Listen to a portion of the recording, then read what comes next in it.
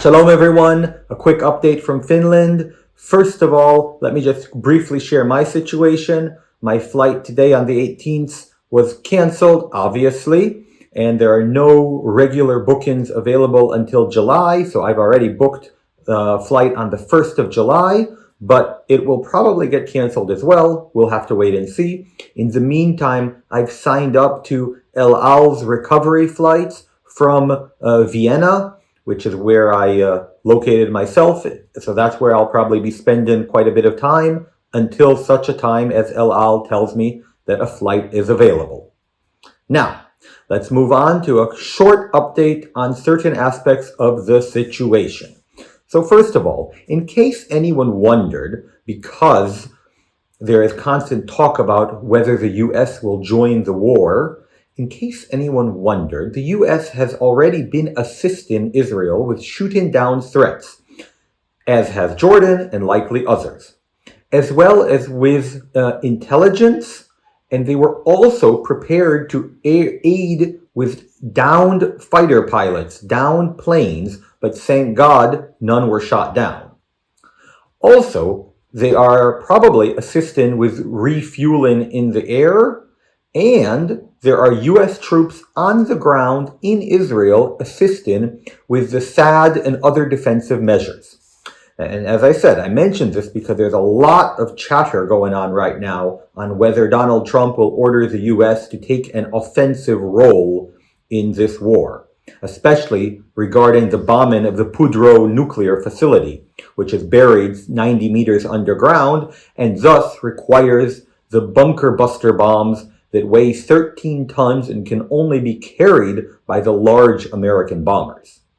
In that regard, while I expect the US to get involved because it's the right thing to do, and because from what we've seen of President Trump and Prime Minister Netanyahu's relationship, they are in full cooperation regarding this situation in the Middle East, from Gaza to Iran. But also, based on Donald Trump's reputation, and maybe a little unfairly, President Trump wants his name and legacy to be remembered. And he wants to be a part of the downfall of this bitter enemy, as well as the expansion of the Abraham Accords and a Nobel Peace Prize, and maybe even a fifth head on Mount Rushmore. In that regard, I expect him to want to take part and have his name tagged on to this war. Now, this is meant to be short, so I'm not going to go into too much, but rest assured that so far the operation has been wildly successful. The response has been a fraction of what was expected. Not a single downed airplane, a drone was downed today, and considerably less missiles launched on Israel.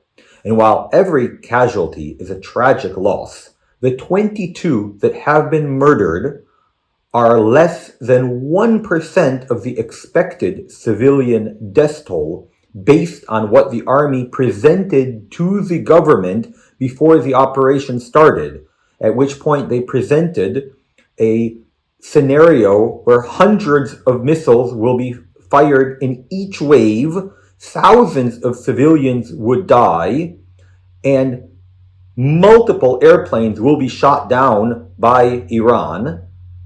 And on the other side, there was an expectation that Iran would have nuclear weapons within 2 weeks. And the government decided to move ahead with the operation, but as I said, the Iranian response has been considerably weaker than expected. The rate of missiles has been going down since we started, from 100 in the first wave down to 5 or to 10 per wave currently. Nevertheless, Iranian propaganda is just wild. Their spokesman is claiming that they control the skies over Israel and that we are utterly defenseless against their missiles. They also claim to have downed 3 F-35s and have the pilots captive. Hopefully, the truth is as far from these statements as I expect it is, and that it is wild baloney. Anyways, that's all for now. Please comment on what aspect of the war you would like me to talk about next, and remember to keep praying. It is a miracle that not a single manned plane has been shot down so far. Keep praying for Israel, its leadership, and the civilians. God bless you all. Shalom.